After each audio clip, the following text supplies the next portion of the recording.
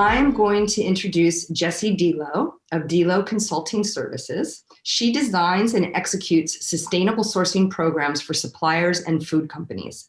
Building off her career as a commercial farmer, extension researcher, and industry program director, she develops customized metrics-based impact programs to baseline and advance sustainability outcomes for farmers, suppliers, and food companies. She's worked in dairy, grains, and oilseeds, and organic and regenerative agricultural sectors. Jessie's talk today is how to create a local, regenerative, and equitable supply chain.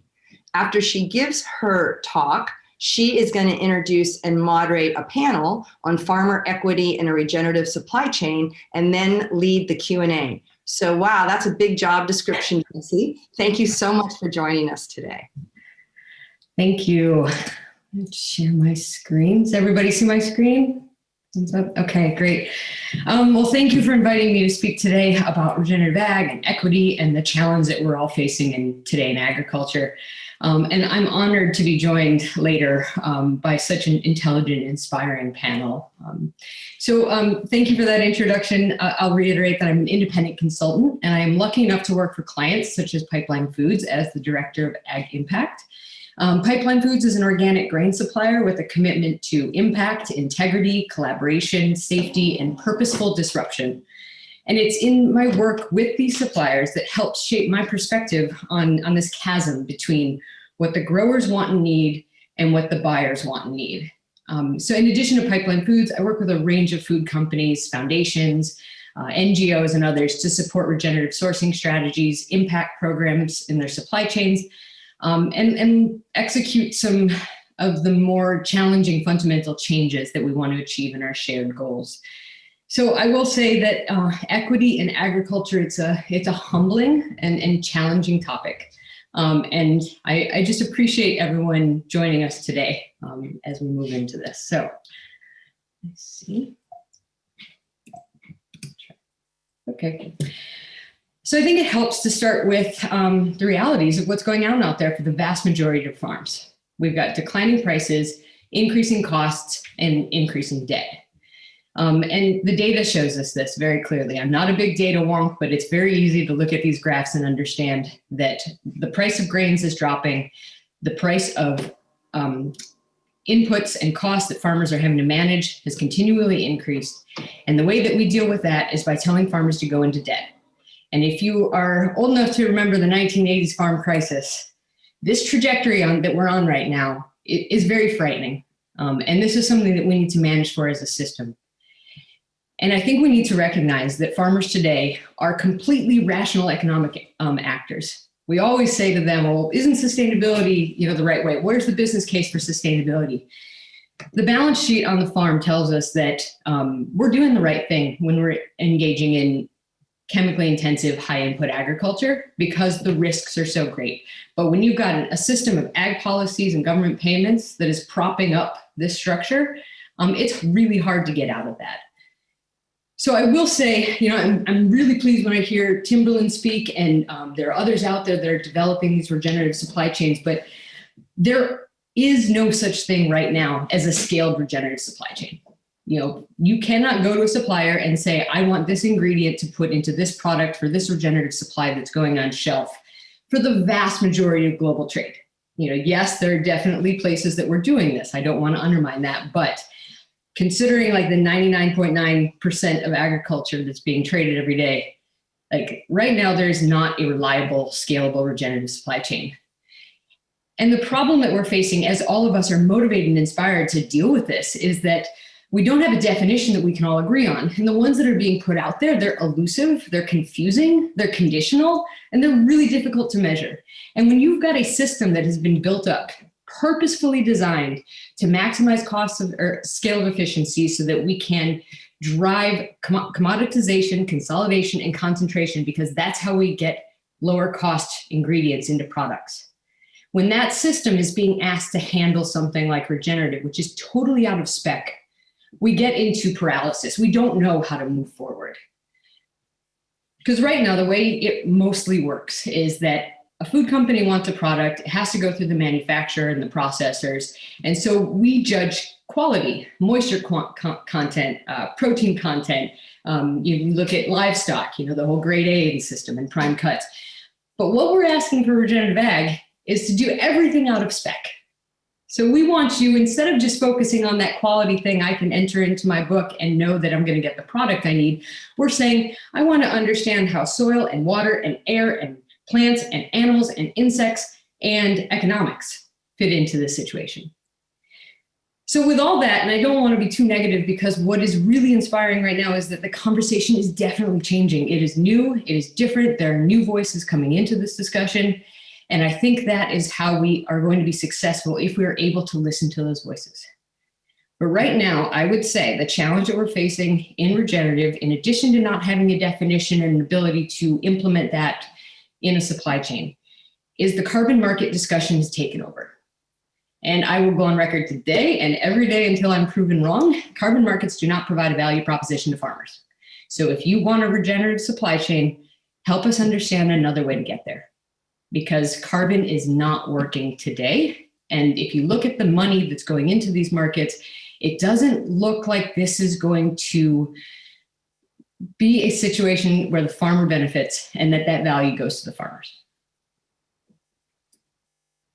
So if I was challenged to put in front of a food company or a supplier, okay, what is the indicator for regenerative ag? Like, we have to get through this. I'm going to say it's diversity.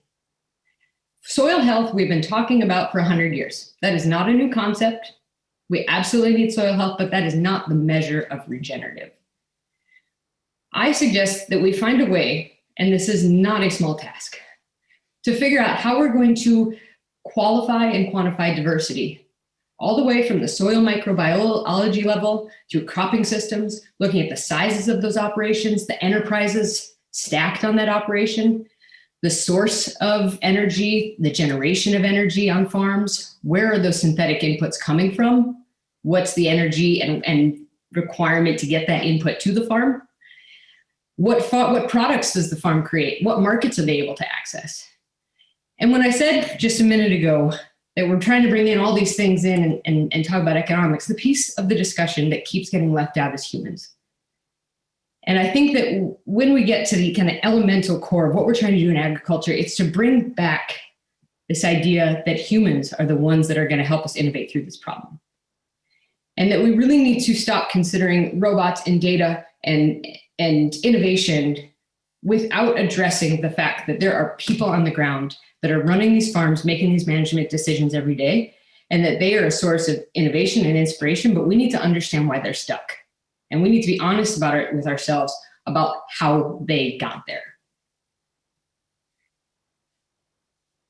If you go to the USDA Economic Research Service, they have great materials. I think many of us are on there every day kind of looking at these numbers. But it's very clear that this message about the profit margin increases with farm size. This is what we keep telling farms to go after. We keep saying, get big so that you can make money. But on the other side of the coin, we're saying, diversify that operation. Have so many layers of complexity on that operation. Don't get so big that you aren't disconnected from the humans that are managing that land. And so we're really in this difficult position.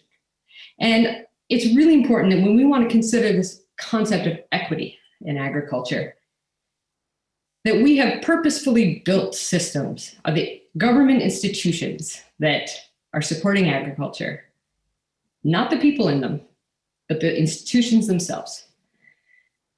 They have been designed to keep certain people out. And I'm going to let our panelists speak to this, but this is some data that I was able to grab to just drive this point home. 86% of farms with Black principal operators had fewer than 180 acres. So if you've got the USDA telling you need to get bigger in order to be economically viable, and at the same time you've got the USDA denying loans and access to land and capital that's going to allow you to be viable, what is your future? How do you get through that? How do we fix this?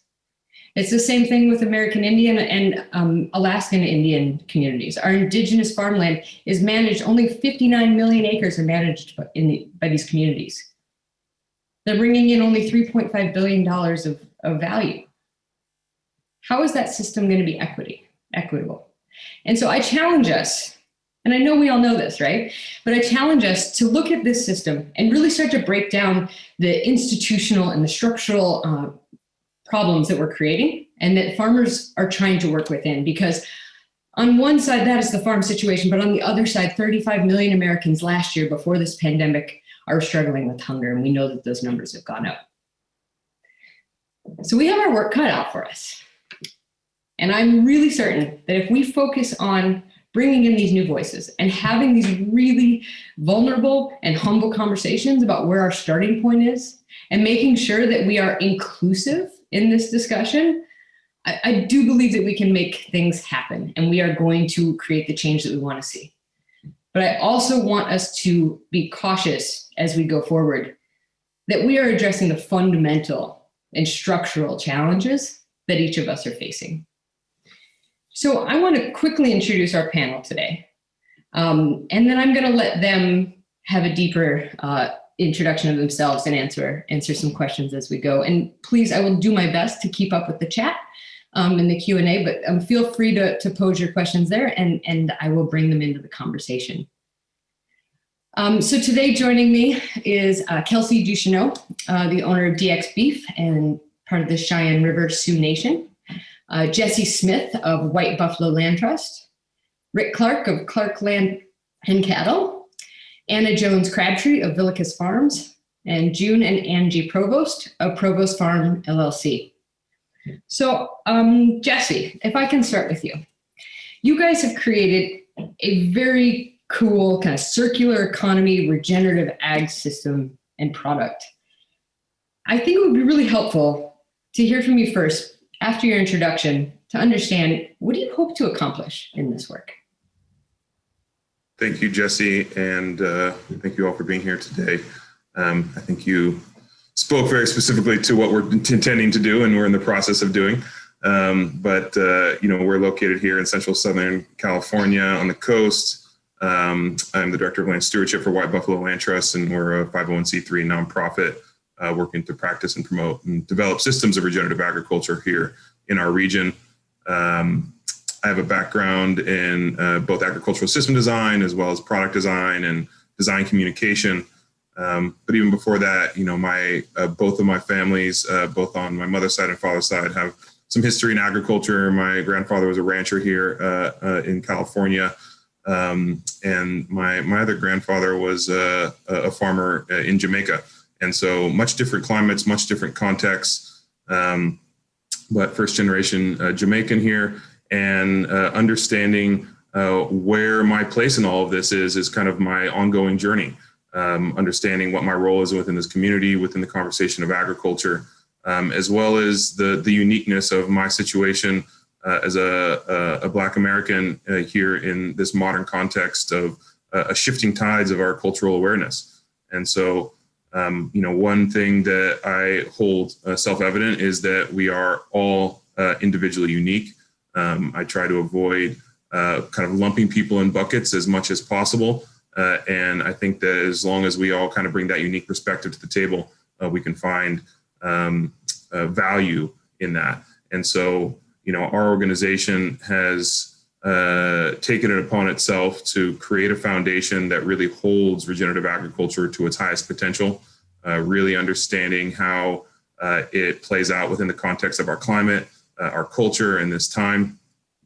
We have a direct focus on land stewardship. Kind of where the rubber meets the road is our land-based, soil-based work. But we also believe that regenerative agriculture needs to be supported by education and training, as well as scientific research, education and community education, ecological literacy.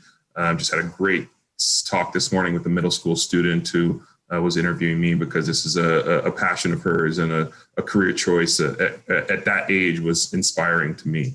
And so we also know that we're dealing with the great land transition in American history, and training the next generation of farmers so that those who have previously not had access to land or not had access to the opportunity to steward land are well trained and well equipped with the skills to be able to take over those opportunities for being the stewards of choice. And then the education around scientific research, we still hold the metrics of the scientific process as the language of this culture's epistemology. This is how we really know what we know, is through scientific research. Whether you believe that or not, I tend to fall in. It's a piece of the whole. There are some things that can't be reduced to scientific metrics, and yet it's still a huge component of how we develop policy and we influence our education system. So that all kind of feeds to our product development. And so we have a natural products line that we have developed in order to bring market solutions to this conversation, and develop products for people to be able to put in their body that represent what's needed on the ground in these systems of regenerative agriculture. So on that, it's a little bit about me and a little bit about what we do. Cool. Thank you, Jessie. Anna, Jones-Crabtree, if I can go to you. So I think what's interesting about Jessie is that they're really kind of trying to build their own thing outside the system, whereas, at Vilicus Farms, you're working within the organic system to try to make that change and do something different. So I'm curious if you could introduce yourself and then talk about the power dynamics that are challenging farmers and their ability to partner with buyers and food companies today. Oh, yes, certainly, Jessie. Thanks for the great setup and the USDA statistics. They're always nicely grounded. So Doug and I are on the border of Canada and north central Montana. I always like to do a little introduction that roots us in our place, because our place, like everybody else's on this webinar, your place is always really unique to yourself. So we are in the Northern Great Plains. The normal system of agriculture around us is a wheat fallow system. We tend to get 11, maybe 12 inches of moisture a year. And we live in a place where there's only 5 people per square mile. So we drive 40 miles to the grocery store. But within that, a lot of people would say, why would you live in the middle of nowhere? And Doug and I said, at the age of 40, we really want to farm. This is a place where there is gigantic amounts of land opportunity. We can start organic, which has been core to our being since day one. And we bought 1,280 acres off the open market and maintained 2 jobs while we were still trying to stand up the farm. Today, we're managing 9,600 acres. We have 4 full-time employees. We have an apprenticeship program, an intern program, and we're also trying to incubate new agrarians into their own enterprise. Our name, Vilicus, is Latin for steward of the land. So we say it Vilicus. Others can say it other ways. It's Latin, so we don't really know. But Doug and I take that very seriously. He grew up on a operation in Ohio that lost the farm in the crisis of the 80s. So when he was 16, he remembers the sale that happened. And that has led us to do things very, very differently. And we look really differently here compared to our neighbors as well. All of our acreage is laid out in 240-foot wide crop strips with 20 to 30 feet of perennial buffers in between every one of those crop strips. So if you look at us from the sky, you can pick us out on Google Maps pretty easily. Those buffer strips, we've been seeding to native pollinator habitat. So we have over 400 acres of native pollinator habitat on our farm. And we're also Be Better certified, which is a certification through Xerces Society. Our crop rotations are 5 or 7 years, depending on where you're at on the farm. And we tend to grow 20 plus things. So somebody mentioned lentil underground. So lentils are something we grow.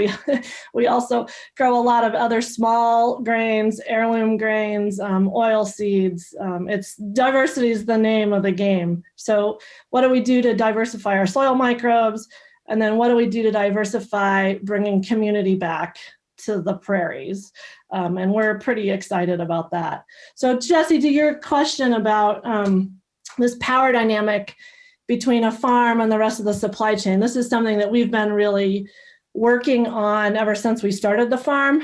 We knew we were going to be organic from day one.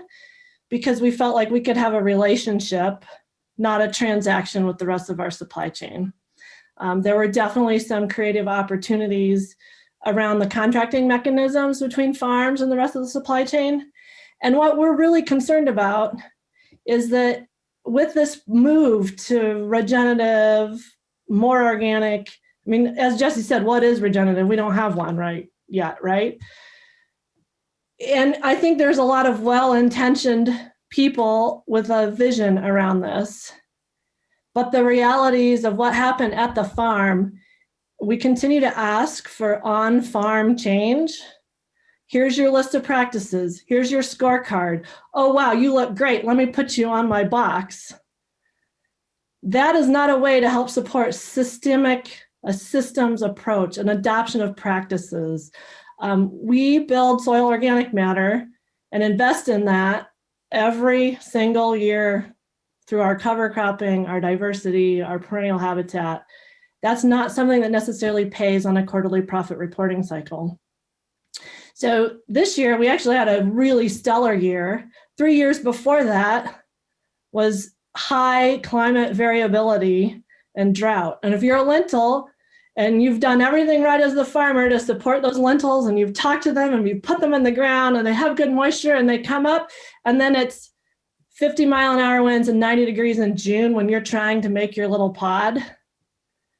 So what happens? None of the rest of the supply chain shows up to help us. Our problem is we collectively are embedded in the system where the only way farm income or nutrients through money cycle back to a farm is if you produce widgets.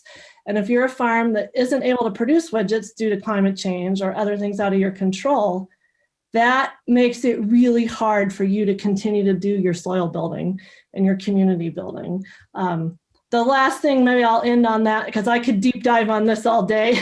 And we'll come back too. Different contracting mechanisms and other ways we're trying to explore this and push to share risk.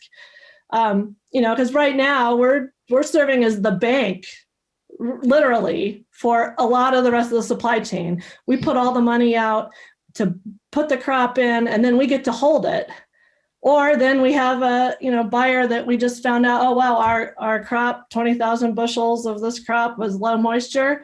Buyer has no responsibility, even though we have a contract. So now we're left with this potentially $100,000 problem of how do we move this, because our industrial supply chain can't handle it, even though it's organic. So we're looking for relationships, not transactions. And we also think we need to rethink, what is the purpose of a farm? A farm, if you think about it in terms of an organism, it's the heart of the rest of the food supply chain. And if we don't start providing some better cardiac care to our farms, there's less than 1% of us in the US that are actually trying to make a living from production agriculture. So that's the last thing Doug and I are trying to do through our apprentice program is, what's our new business structure? How do we bring others that are not from agriculture into this work and support them in actually having a living and a career? So thanks. Thank you. Thank you, Anna. Rick Clark, I'm going to go to you next. So I think Jessie and Anna have kind of shown us what's happening in the specialty space. And, both of you guys came to this knowing what you wanted to develop. And I think Rick's story is a little different because there was a big transition that needs to happen. And so, Rick, I see your story as you've rejected these market pressures. And I want to hear that story in introduction. And I'd love you to speak to kind of what does it take for farmers to do that? And not you as a farmer, but your neighbors and others. And what risks and rewards do we need to manage in addition to that rotation system? Sure. Well, first of all, I'm honored to be here today. Thank you very much. It's a tremendous group of people. I am absolutely honored. Thank you. It's been a long journey. We've been on a conservation journey for 15 plus years now. We were one of the worst ground destructors there were in the county, and we had an event that we prepped ground like we always were taught to do from our ancestors. We prepped some ground, we let it sit. We got a 1-inch rain event overnight. And what I mean by prep ground is tillage, and got it all looking just perfect. There wasn't a weed, nothing out of place. A rain event came, a 1-inch rain event came, and I could not believe how much soil had moved from the field to the ditch and was ready to leave the farm. And it's time for a change. So that's what was the, head on, smack right in the front of your face. That was the wake up call. Okay, so now we start no-tilling, we start cover crops. We were very successful at the things we did at the beginning, which is critical. And what I mean by that is the first field we put cover crops in, that next year, it was the best yielding field we had. So that right there, it just clicks. It's time to put the foot to the gas and let's go. So we then decided that, anybody who is working in these cover crops, they go out the first warm day of spring and they burn them all to the ground with chemicals. We're not doing that. We're gonna see what happens if we let these cover crops go further. So we have. Mother Nature has guided me exactly where she wants me to go. And she had a rain event occur for 6 weeks to where we could not get in the fields in the spring, and our cereal rye went from 12 inches tall to 6 feet tall. We got thousands of acres that need to be planted, so we got to do something. So we planted through those acres, and lo and behold, they were the best acres we had again that fall. So it's so critical that from the farmer's side of the equation, that if they start down this road, they need immediate success because they may not come back. And fortunately, I've had that success. I don't know why, but my timing's been good on everything. Okay, so let's keep going. So we are now doing what I call farming green. And farming green is when you plant your cash crop into a green growing cover crop and you don't terminate it until sometimes up to 45 days. So when you do these things, these cover crops grow far into their maturity, and they then are doing what you intended them to do for you. If it's a cereal, you intend for it to sequester nutrients and give you protection from erosion. If it's a legume, you intend that legume to fix nitrogen and take care of some compaction. So when you plant these cocktails that sometimes are $40 an acre, the last thing I want to do is go out on the first warm day and burn all this down. So that then was a progression into mechanical termination. So then we started planting soybeans into growing cereal rye at boot stage. Come back in 45 days later when the cereal rye is at anthesis and the beans are at V2, so they're about 6 or 8 inches tall, and roll the whole thing flat with a roller crimper. Okay, now that then progresses into no chemicals and going organic. So, but we're way beyond organic. We are regenerative organic because we use no tillage. There is no tillage on this farm. There's no OMRI approved products being used. It's all natural. It is all being done. Determinations are all being done mechanically. And I do have a definition for regenerative farming, and it is to take everything away. And you take it all away, and now you are back to Mother Nature, and you are back to the way it was intended to be. And we are now not dependent on any outside attributes. And I'm also including manure into that comment. We have eliminated all forms of synthetic fertilizer, whether it's OMRI approved or not. We no longer use any chemicals. We don't do anything. We plant a naked seed, and we have a 3-pass system. It's the first pass is plant the cover crop in the fall, which, by the way, has to be done in a timely fashion because the success of that cover crop is what is the success for our next cash crop. And the second pass is to no-till plant the cash crop into that cover crop. And the third pass is to mechanically terminate, typically with a roller crimper. So I don't know if I answered your questions, but I kind of got down deep into what we're doing. So it's Cool. no tillage and everything's been taken away.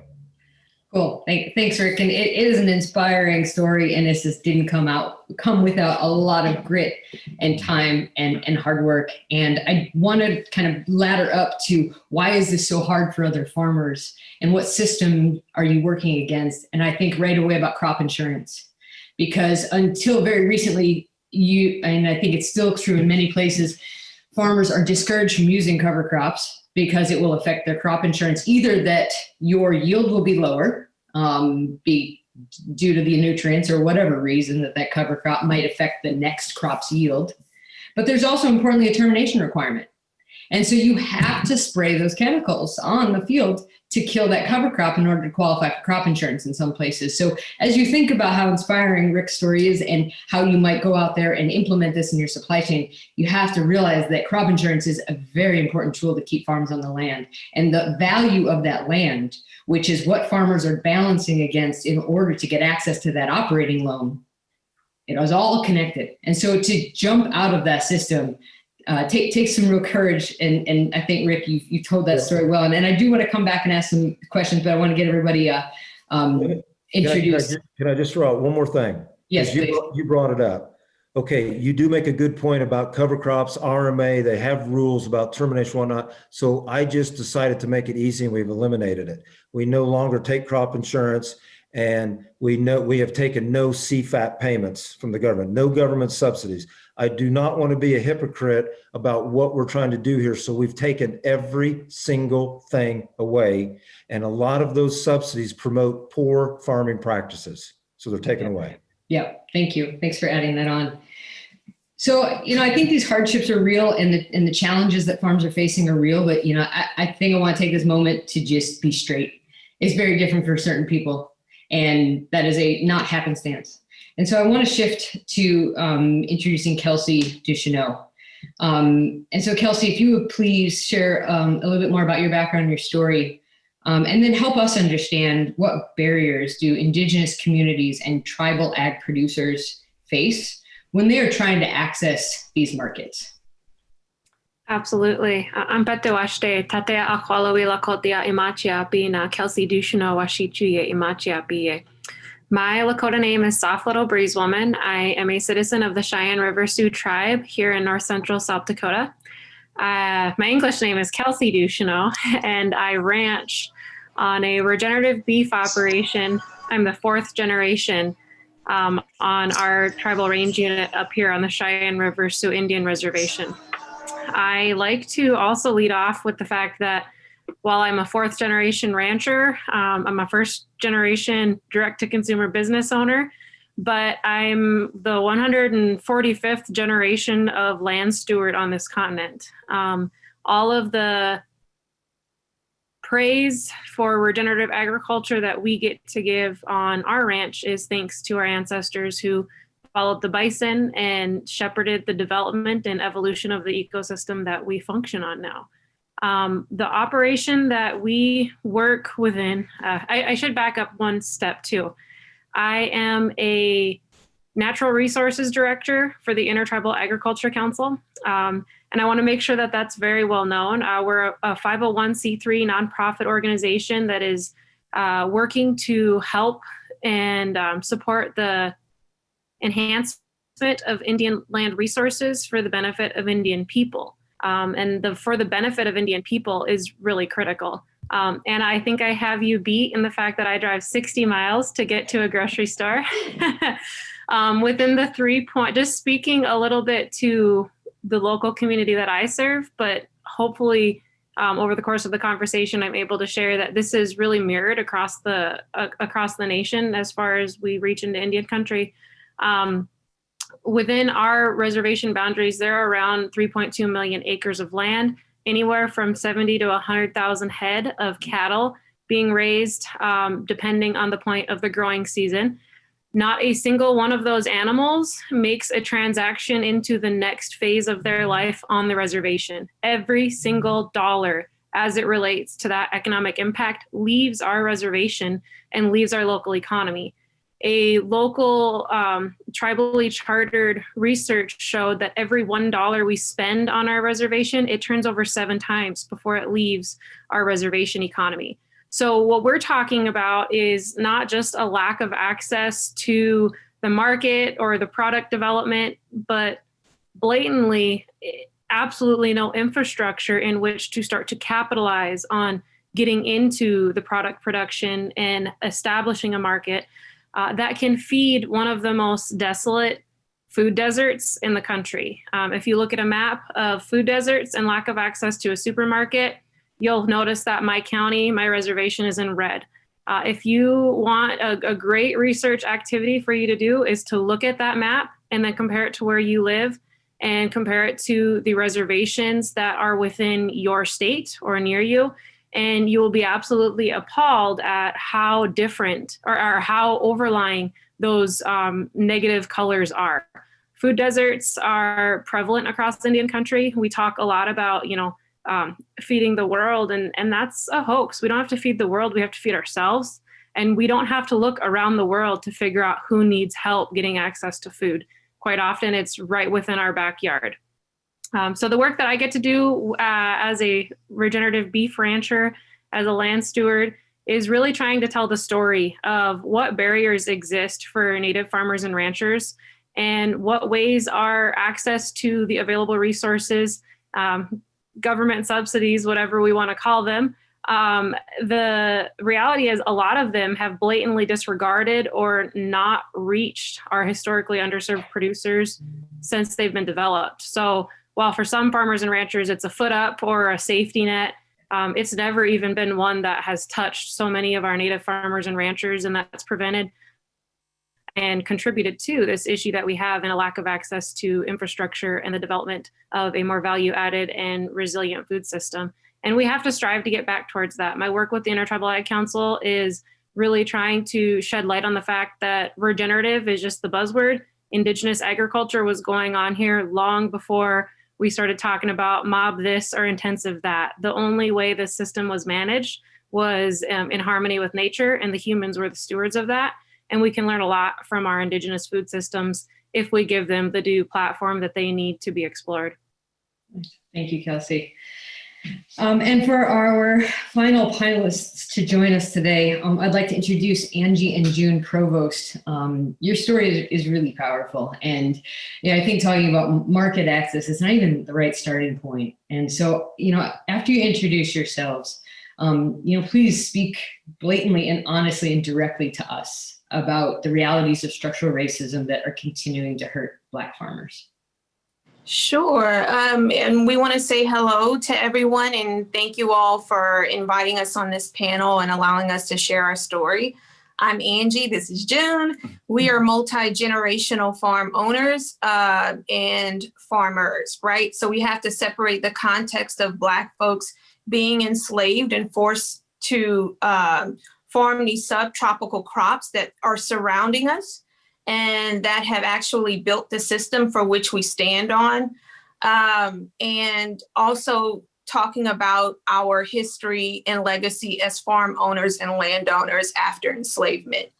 And going into that conversation, at times we feel a little bit disconnected from the talk of regeneration and sustainability, right? Because for us as Black people, we don't have any land, right? So, and that system is not broken. It has certainly been designed as an apartheid way and a way of exploitation. And we feel certainly together that until we address this issue of exploitation and apartheid of what's happening with Black farmers, then the true answers for regenerative agriculture and sustainability will come about. Until then, we will constantly be chasing our tails on this, right? Because certainly, Jessie, as we were talking yesterday, I've always said that a system that is based on exploitation will always find someone to exploit. And so we're here to say, hey, in order for us to really come up with real solutions, because it is Black and brown people that are greatly affected by issues of crop dusters over our neighborhoods, right? Or poor water facilities because of the chemicals draining out into ditches from fields. We certainly bear the brunt of a lot of these things. June and I live 5 minutes from the very plantation that enslaved our ancestors, right? And they're living still in this working plantation economy sugar mill, right? And so if we don't address those issues of still that division that is there and actually get Black folks back on the land, this constant disconnect that is still happening to this day will continue to occur until we address those issues. I mean, and as Black farmers, I mean, we're only 1.3% of all farmers. I mean, in 1920, there was close to 950,000 farmers. Now we're close to 45,000. And out of that 45,000, 17,000 is facing foreclosure now. I mean, Black farmers, we make less than $40,000 compared to white growers, almost 190,000. I mean, there was an article that just came out a few days ago, and it was titled 21 Young and Beginning Farmers. There was not a person of color in there, not a single one, but it said it was a diverse group, which I'm so glad there are women farmers in there because we need women farmers, but there was no person of color whatsoever. Yeah. I mean, that is hard to look at that, but there's no representation of us at all. Yeah, it's a definite system of abuse that we see, and in that abuse of people, we see why U.S. policies are also aligned with abuse of nature, right? And so we really have to address our long systemic racist policies and actions within the government. And we need to have open and honest conversations about that for us to truly be included in the conversation of regeneration and sustainability. There do not need to be keywords or, just like promotional material. They actually have to be applied to the folks who are suffering the most from the abusive tactics that we have seen in the past and today. Thank you. Thank you for that, guys. And I'll remind everybody in the audience, if you have questions, please put them into the chat. And just take a quick breath to allow people that moment to recognize it. And I also would encourage you, if you haven't checked out the 1619 podcast, you can hear more about Angie and June's story in episodes 5 and 6. So I want to go back to the whole group now. I want to start with looking at those risks and challenges that all of our communities are facing. And then I want to progress to understand what needs to be built and what's the change that we want to see in the world. So I'll put this out there. Anna, I'm going to pick on you to start with, but everyone please chime in. Let's open this up into a discussion. For you, thinking about your community and those risks and challenges, and I don't see that community as geographic. It can be demographic. It can be sector-wise. What are those fundamental challenges that are undermining farmers? Well, I would say, so first of all, back to USDA statistics. If you look at net median farm income for all farmers, it was negative from 1996 to 2018. 2019, it went to $293. 2020, it's projected to be over $1,000. You can't live on $1,000. And the only reason, and to Rick's point about the government subsidies, the only reason it's positive, and Economic Research Service says it right in their write-up, is because of additional government payments to farmers. So until we can fundamentally change how farmers, wherever they sit, whatever ecosystem they're working in, are valued as the heart of a food system and an interconnected system of nature, and they're stewarding much more than growing food. Until we change that mindset that we just produce widgets, which leads to a mindset of every human that's on a farm is just a widget. I don't want to be treated as a commodity because I only grow one thing. And so that in itself has to change, because thinking about the system, our apprentice program, only one of our apprentices has actually come from an agricultural background. So we need so many more people doing this work that is so important. It's taking care of the land, it's feeding our communities, it's providing a sense of community in whatever place you're in.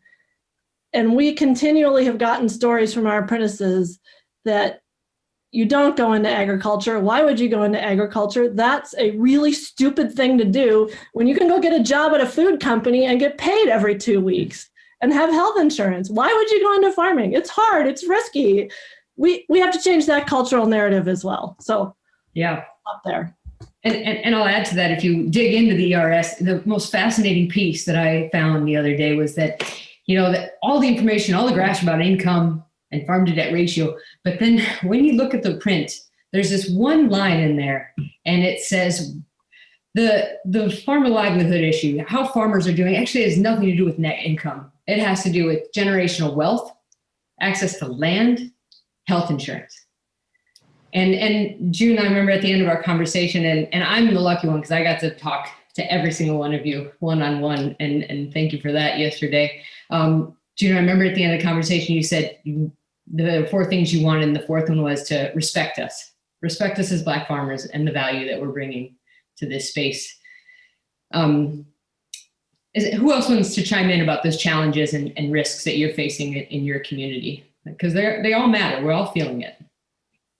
I'll go ahead and jump in there a little bit. I think that it's really important we shift the dialogue when we talk about regenerative systems. It's not just the production practices or the relationships that we have, not just with our food or with one another or with the land, but it's also with how we tell our story and how we demand the appropriate respect for the stories that we're telling.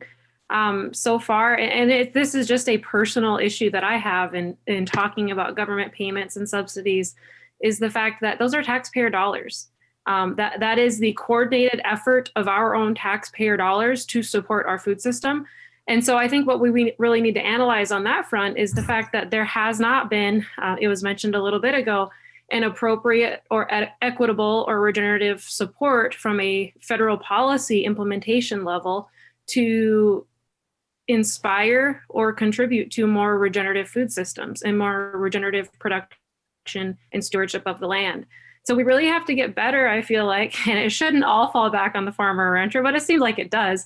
We have to figure out how to leverage our positionality within different organizations or our network to start demanding more of that policy. When coronavirus hit, there was literal payments being made to help cost share the euthanization of animals ready for butcher, because the food system is so delicate and fragile that all it takes is 1 day of disrupted truck deliveries and our already too high of a percentage of population facing hunger tripled. We have to figure out ways to look not just retroactively and say, oh man, we really messed it up the past 100 years, or, oh, look at the systems that continue to contribute to these disparities. But we need to figure out how we can come together and use our voice to either establish some solutions to be shouting from the rooftops, or partner with the organizations that are establishing those solutions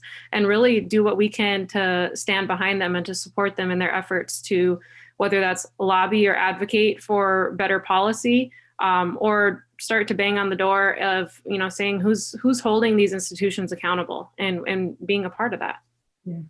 Yeah, I think, Jessie, I think that it would be helpful to hear, because you guys have done amazing collaborations, across the agricultural sector in California.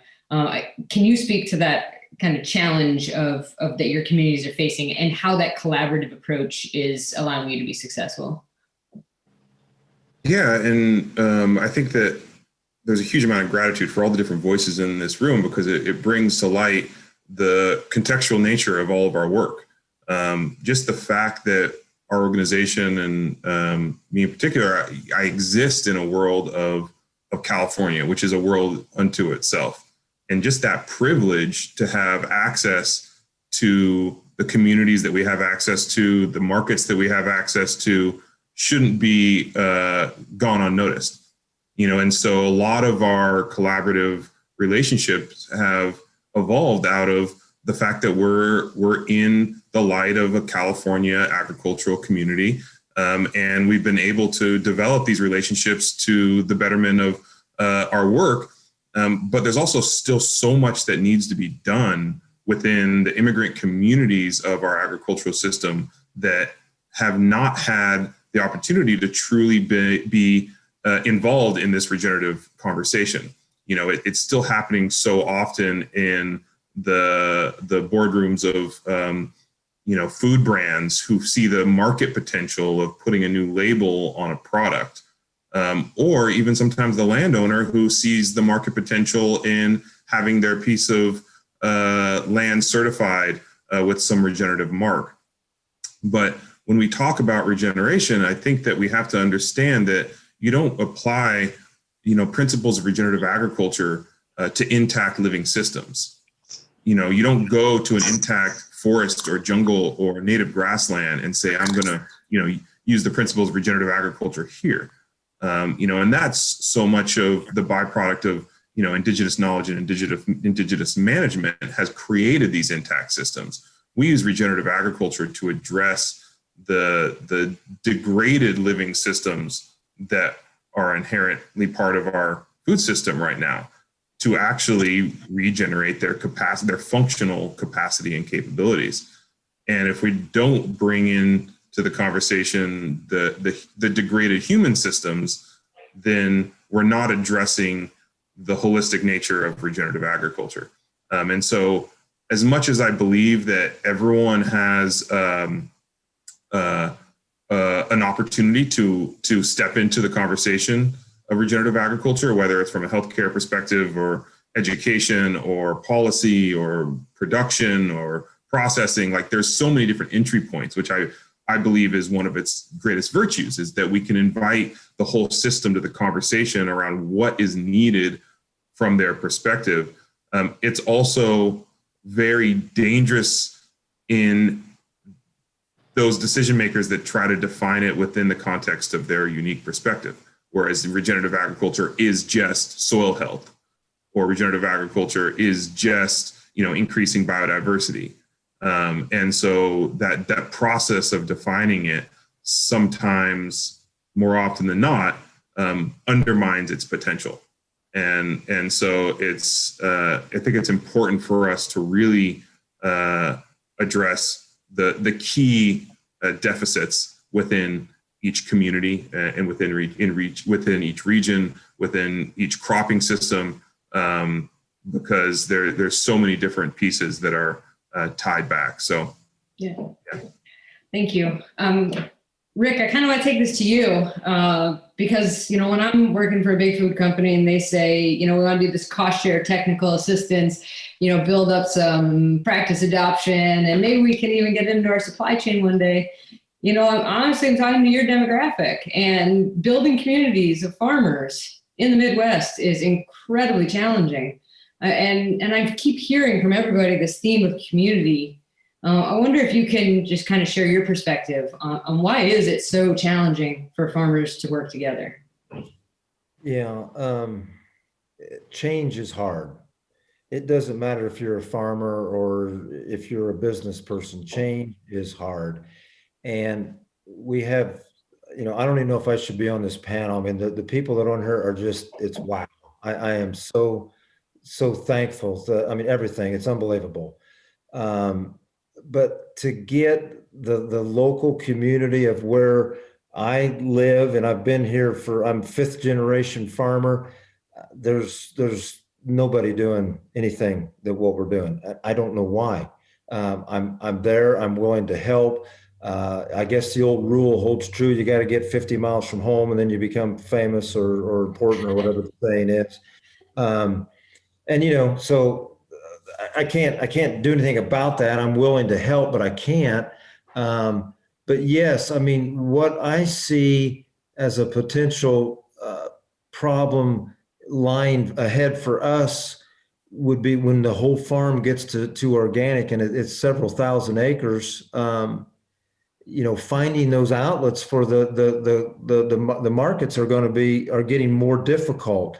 But I will say though that we are in communication with some major buyers of grain that are trying to figure out how can we get a hub closer to where we are, and then get other farmers to maybe do what you're doing. So, you know, Rick, could we hire you to come in and teach these people how to do what you're doing? Those types of things.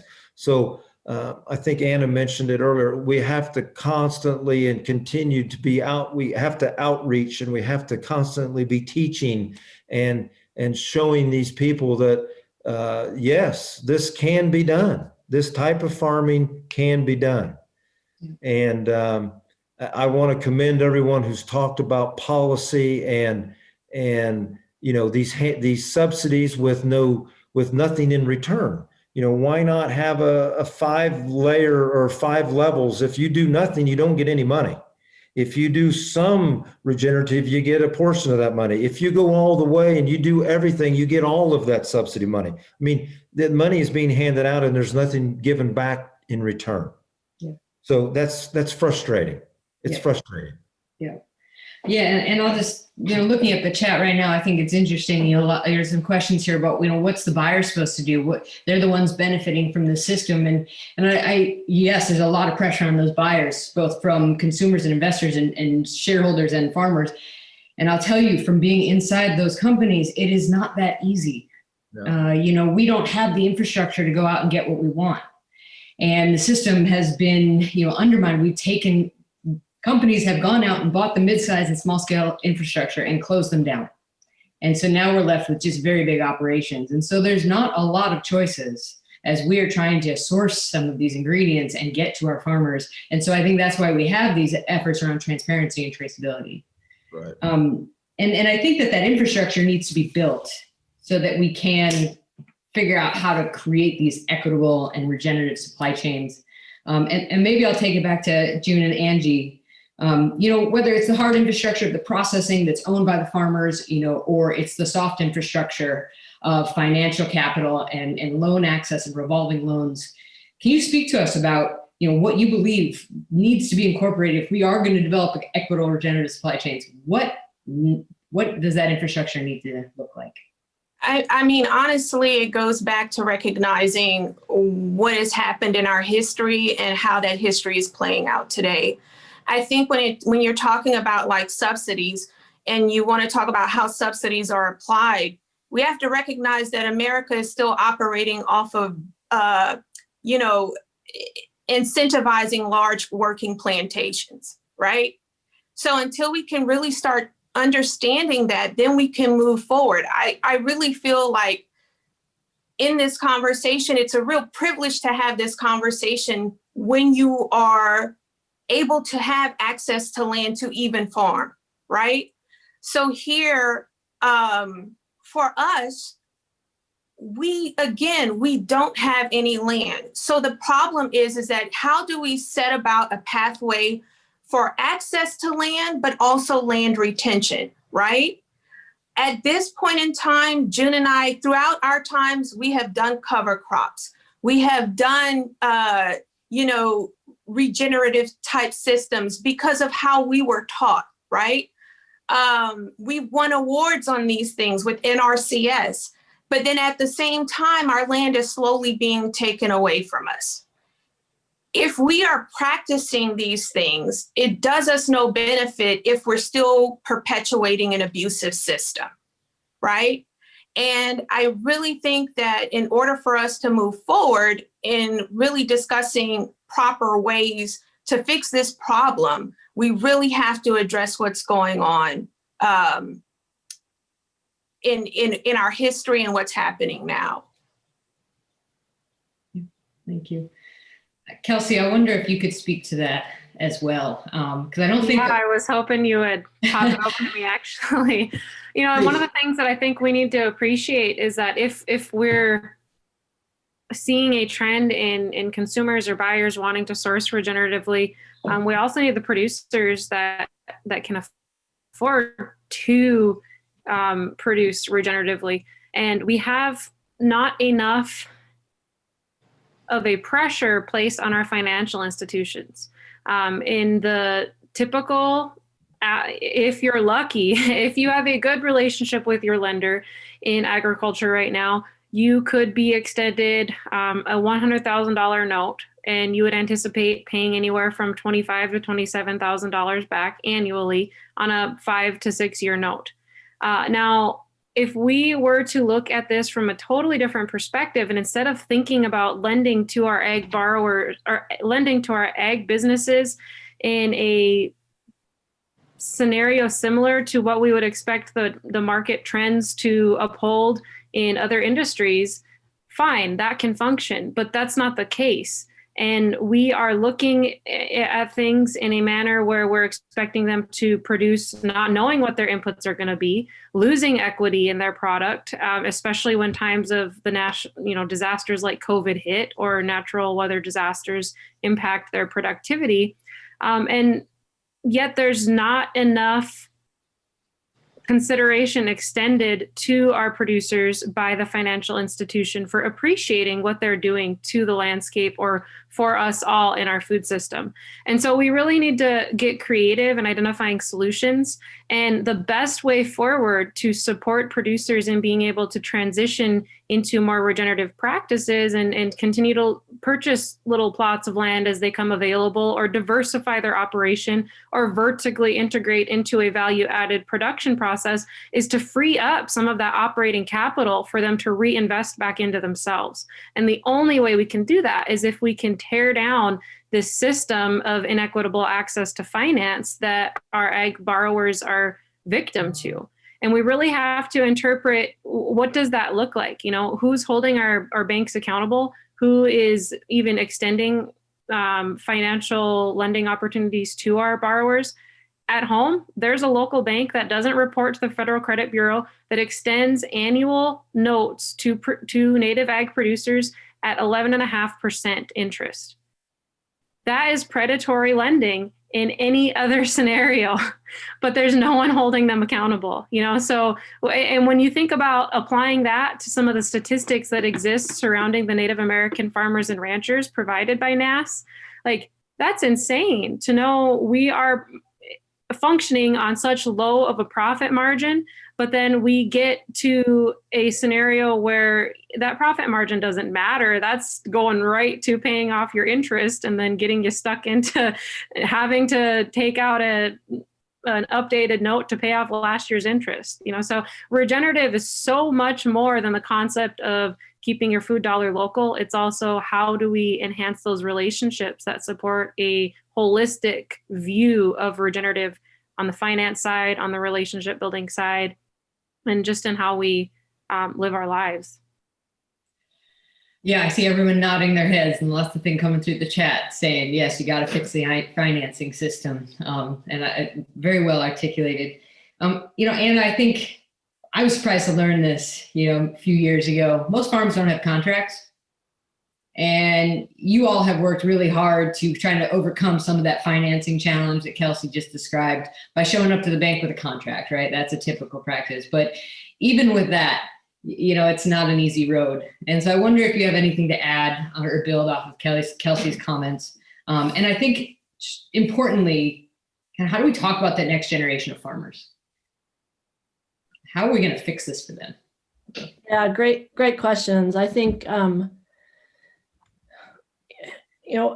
collectively, we're all asking farms to make fundamental changes in their production system. So we've covered that, right? You can't do, Rick's a great example. How did we do it previously? We can't do it that way anymore. What has to happen is that same question about fundamental change And I don't even know how to vision this. Like, if I look ahead in 10 years, what does this look like? I think we should spend some more time in that space of creating the system we'd really want, because we can't just replicate the existing commodity supply chain and call it organic. I mean, that's part of what Doug and I see happening now, is we're organic commodity producers because we're trying to do something at scale. And so, oh, sorry, your stuff doesn't meet our quality specs. So we don't have to do anything for you. Same with the finance system. We've had to totally find other relationships to provide us operating capital, because we're different, we're organic, we're diverse. The existing financial systems cannot figure out how to put that diversity, that complexity into their modeling situation. I think the brands, while it's phenomenally awesome that we're having conversations about that and what needs to change, and the consumers, I think, are getting it, there's a whole supply chain that's broken in between there. And we need to start rethinking and working with processors, and we need to work as a system together, not just as like, oh, well, farmer, you got to sell to this processor. So our contracts, we've tried to do things that we know would really help us. So, for example, cash flow. Huge situation, right? We spend all the money, we pay all our people, we buy all the fuel and the seed, which are pretty much our only off-farm inputs. We're not buying fertilizers, herbicides, none of that. We are totally low input. So you'd think a bank would be like, man, your operating needs are way less. Let's fund you. You must be doing something right. No, we're just crazy because no one else around us is doing that. So we've tried to say, hey, take your crop by December and pay for it, because that's when we have to pay for all the stuff that we've bought to put a crop out. Oh yeah, that's a great idea. We can totally do it. I will tell you, out of several of our buyers, I still have crop. It's December 2nd. I still have crop sitting in the bin today, and I don't know when it's going to move. So we are, challenged with our operating line.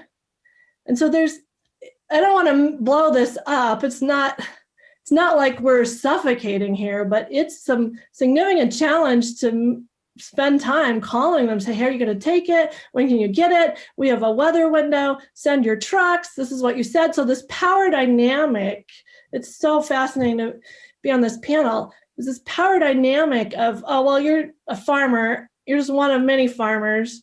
I don't really have to pay attention to you. And yet these are contracts that we have multiple year agreements for. So do I go lawyer up and like send them a letter, even though I've got like price negotiation where we took a lower price initially, knowing that they were supposed to pay us? Like, we negotiated that into our price. So this is another project I'm working on with our small nonprofit, Vilicus Training Institute, is we're doing a case study with a food company where we tried to embed all of this great stuff in a contracting mechanism. And some of it worked and some of it didn't. And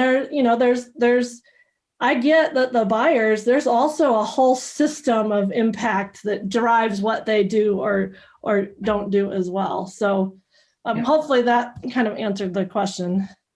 Yeah, no, I appreciate that. And I think something that comes to mind, and I'm going to just say the word, but, we keep talking to farmers like, you have to be the stewards of the land, the water, the air, these are all public goods, right? So we're going to say, you guys have to manage it and own the problem.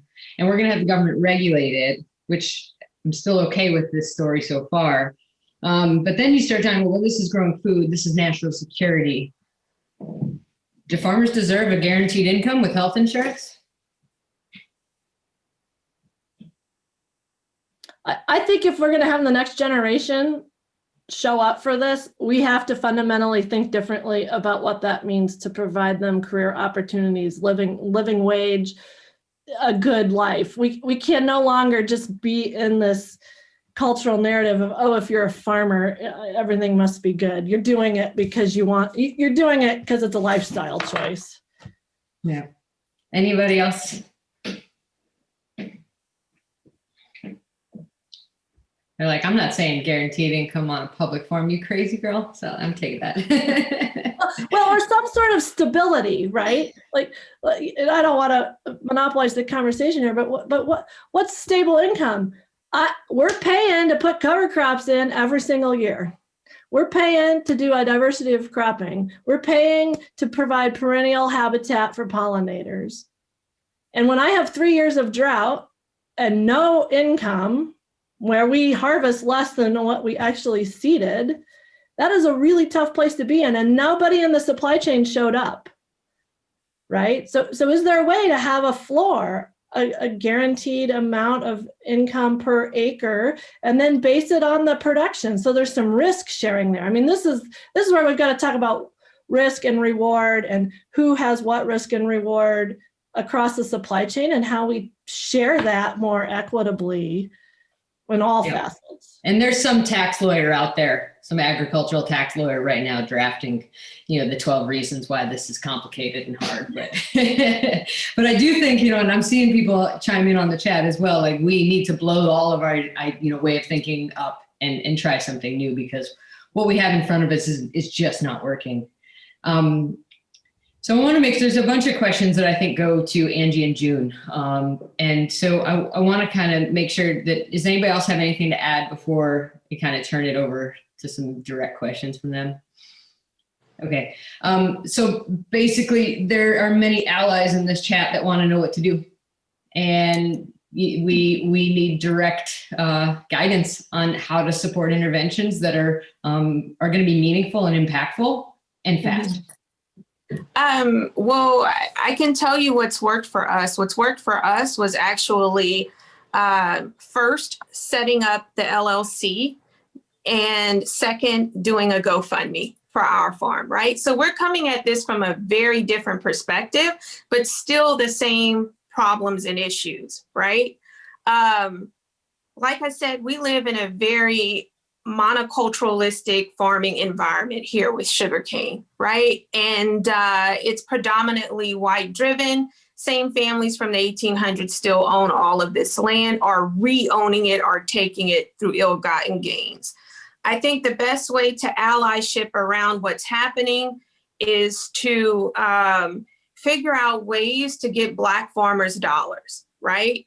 And to figure out a way to make a system that's not exploitive. Because again, I still hear this conversation happening. It's like, why aren't we not having enough income as farmers? Or why don't we have enough means to sustain our livelihoods? And again, for us, it goes back to that system of exploitation. So a part of what's worked for us was doing the things like setting up Provost Farm LLC, creating the GoFundMe, but also pressuring brands, because we are at a point where it's becoming very difficult to hold the USDA accountable, right? We had contracts, we had grower contracts, but everyone that we had grower contracts with, we're breaking them and breaching them, right? And we also were participating in NRCS Equip programs, right? But with certain Equip programs, your farm has to be mechanized in order to participate in them, right? And so I do think that it requires a lot of connection to Black farmers who once were on the land and have been driven away. So that means contacting anyone that you know who comes from a farming family, but has gone through that issue of discrimination and reprisal.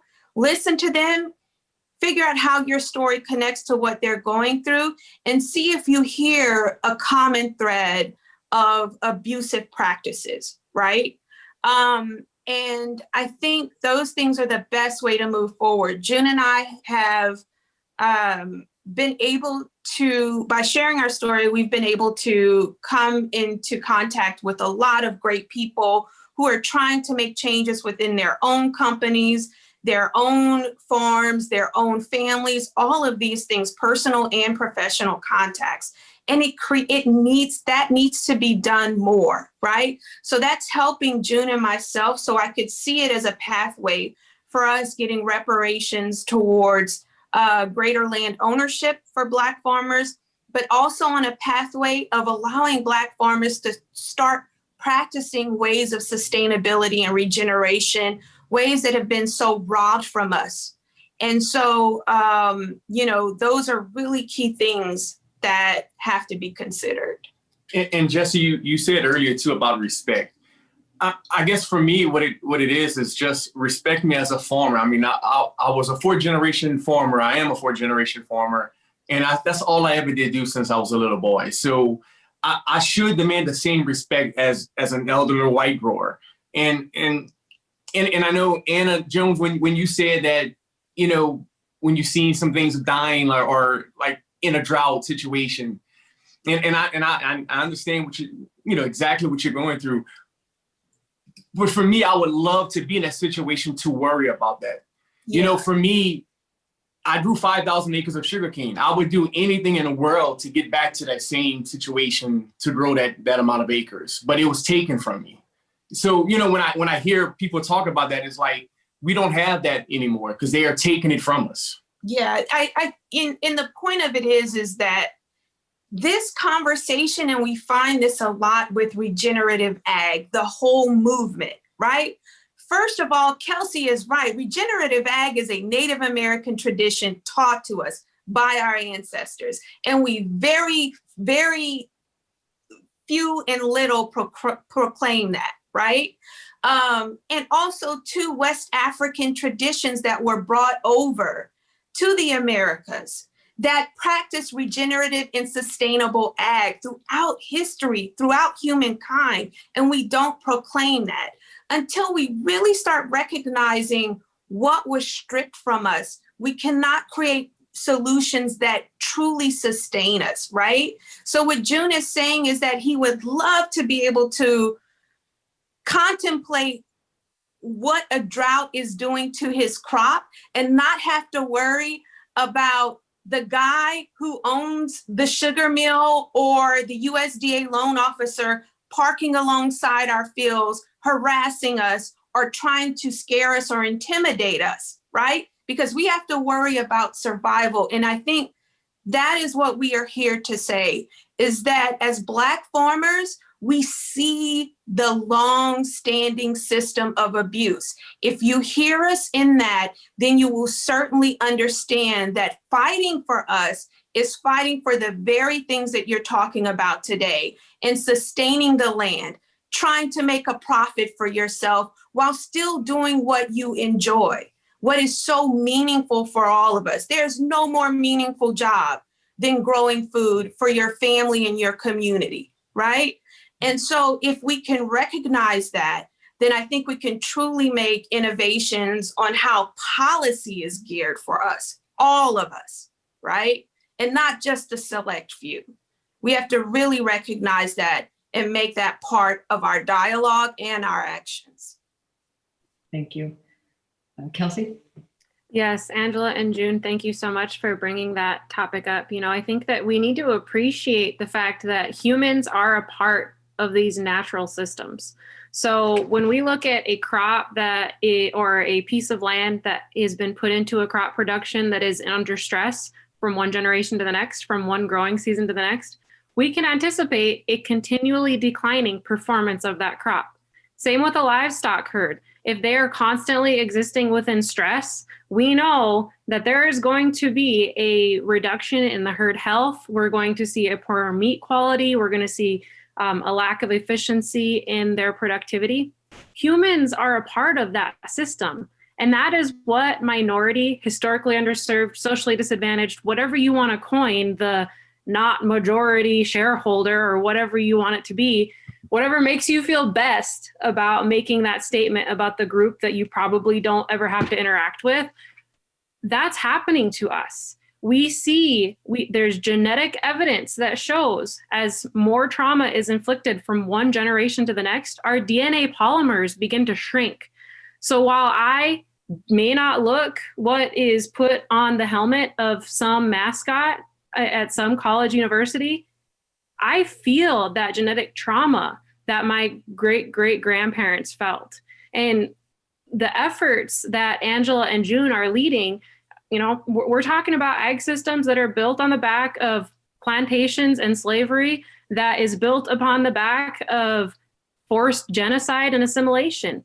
And until we all in this space of regenerative agriculture appreciate that we have a responsibility to rectify that and to interpret history and to understand how we're going to stop that from continually repeating, there is no transition out of this conventional exploitive reality of what agriculture has become. And we all have a responsibility to do exactly what Angela and June are talking about, is figuring out what is our role, not what can we do, what have we failed to do? In what ways has our regenerative operation not been regenerative because we forgot about the people that we exploited out of the system? So we just really have to be openly and honestly and brutal in talking about how this system that we think we're engaging in might still not be 100% regenerative. We have to think about the people. Yep. Yeah. Thank you both. Those are the core issues that we're trying to get to, and we are almost at the end of our time. And I promised this audience that I wanted to end on a positive note on where is that light, where is that path that we can go down. So if I could ask for closing comments for everybody, kind of starting in the order that we introduced you, if you could just give us a nugget of hope that to leave us with today. What's the take home that you want your audience to know? Jessie? Yeah, thank you. And learning so much from this panel, and it's just so lovely to see the engagement from the audience as well. One thing that has been really exciting for me recently is colleagues who have been in this work for quite some time, you know, multi-generational family farmers, immigrant farmers who are just working their tails off to just make ends meet, but watching a community, you know, grow in their support, you know, the lines around the block at farmers market for, you know, for their eggs or for their meat or for their veggies, or when COVID hit, you know, the outpouring of support through signups of CSAs for the, you know, the producers that were doing it the way that really met the ethics of those individuals who want to see that really grow and thrive in our agricultural community. Watching those people weather the storm. I mean, even better yet, watching some, you know, over the last few years, be able to actually save up enough change to add to a loan and buy some land. I just, you know, found from a colleague the other day of picking up a duck from him at farmer's market to feed our family for the holidays. And he pulled me aside and he's just like, man, I finally did it. Like, I found my little plot of land. I'm going to be able to buy land for me and my wife and my expected child next year. And it was just like, you know, tears of joy to finally see someone that you know and love be able to access a little corner of land to be able to steward for him and his family. And it was because a community came out and supported him every week, you know, rain and shine, and made sure he sold out of his stuff. So for those people who, you know, are asking what to do, you know, there is something to be said for, you know, changing from a consumer mentality to a customer and creating customs around what you value and your ethics and your principles in your clothes and your medicine and your food. So create good customs. Thanks, Jessie. Anna?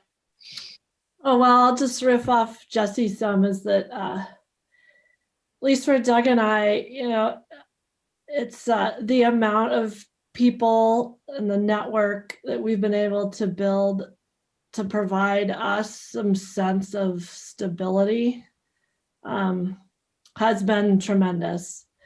The other bright light for us is that this next generation, while they see things really differently, and I think some of that's really good, we want to continue to find ways to provide them opportunities.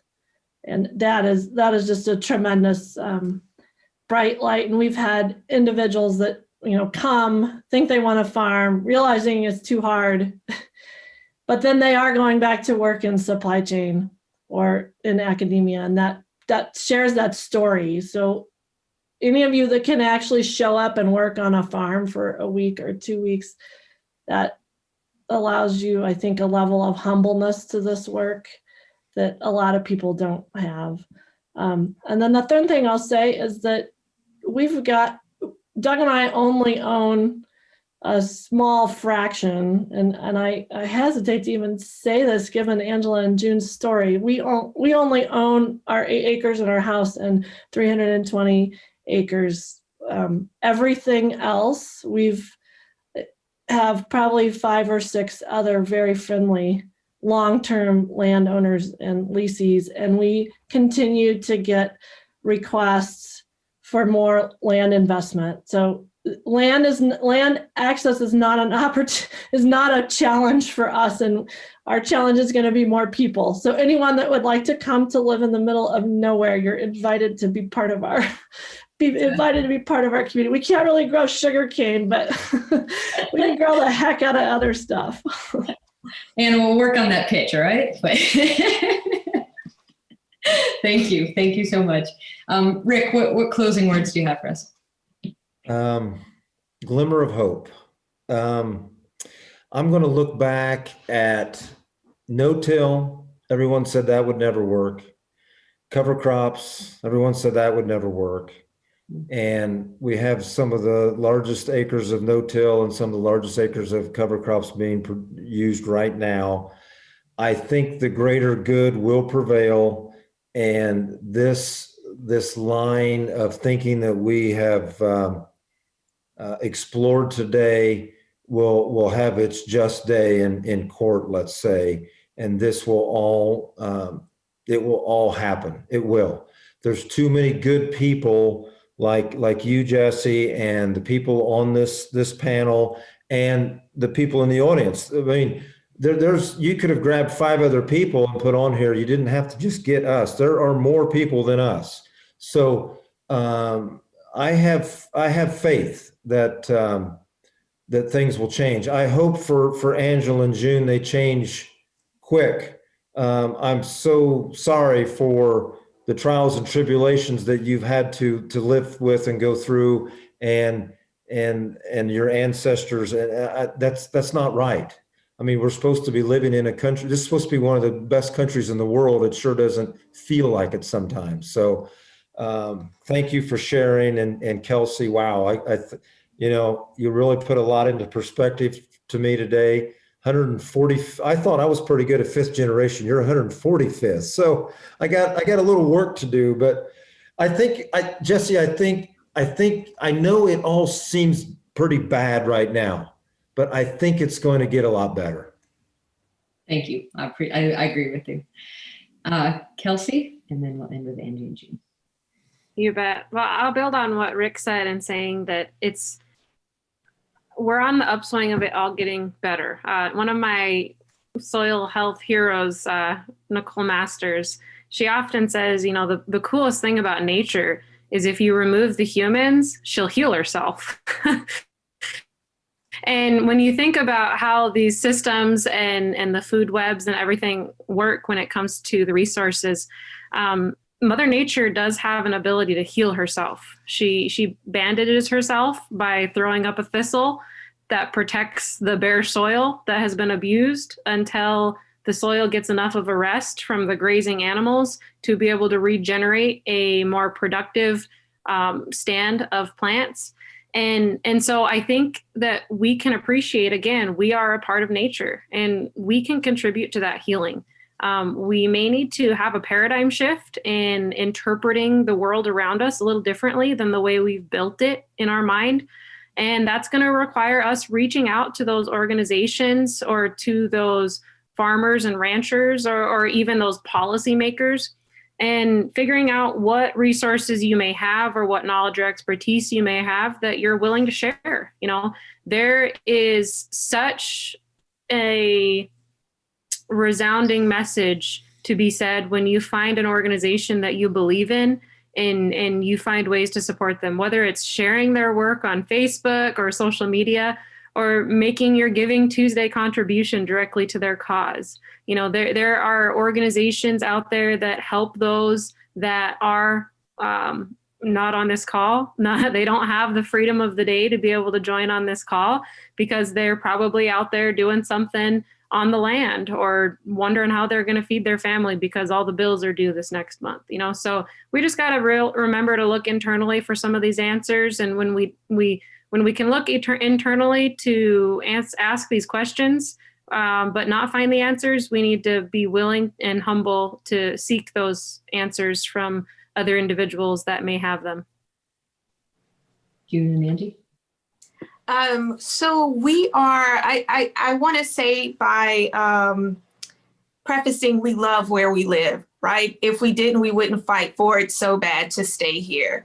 And what June and I have done was partnered up with different brands and our local college system to create a pathway, not only for us to expand our operation, but also to bring in an apprenticeship program, an educational program, and a heritage center. Our goal is to reverse the residuals of the Great Migration, whereby our families and relatives have moved away from this rural town or this rural area in order to gain safety and better access to opportunity. So what we want to do is bring pride back to our communities, bring folks back to our communities, our family members, where they can have a real sense of where agriculture and rural livelihoods is not akin to Jim Crow sharecropping for them, right? And so we are certainly hoping that through all these initiatives, that we can move forward to a better day for us, but also for our communities. And that means for everybody, right? So we are stressing the issues and circumstances of Black farmers today. Our story is certainly not isolated. We're not the only Black farmers out there where our signatures have been photocopied to loan documents or whatever, right? It's a collective story. But what we want people to know is that agriculture is so tied into our DNA that in order for us to truly be sustainable, we really have to address these problems and create a system of pride and also accountability for folks out there. So, yeah. And we are still farming on a smaller scale. Yeah. So I still get to have my hands dirty. So that's when I'm at my happiest. So just to kind of let y'all know on that. And also too, speaking, we are going to be probably a common friend of ours that we were talking about yesterday. Kevin has introduced us to the Bon Sucro initiative, whereby it's a healthy, sustainable practice and way of growing sugarcane. We've also contracted with a farm out of Ghana. We were sent there to help them increase their yields, but it's definitely a back and forth situation. They are our relatives, being that it's West Africa. And it feels like it's a family affair that we've gotten ourselves involved with there and growing, helping them continue their organic practices in their sugarcane fields. Well, thank you guys. And we're over time and we deserved it because we deserve days and weeks and months of talking about the issue. But, I just want to end with, I hope that we've done a good job of convincing this audience that it's not about carbon markets. This is about people. And when you look at who are regenerative farmers, I will tell you there's one thing that I can't measure, but it is common across all of them. They are full of joy. They love their work. And so let's go find this. Let's go build this. We've got great positive energy out there. Please reach out to anybody on this panel to learn more. And I hope that we get to keep these conversations going. So from the bottom of my heart, thank you everybody for sharing and showing up today.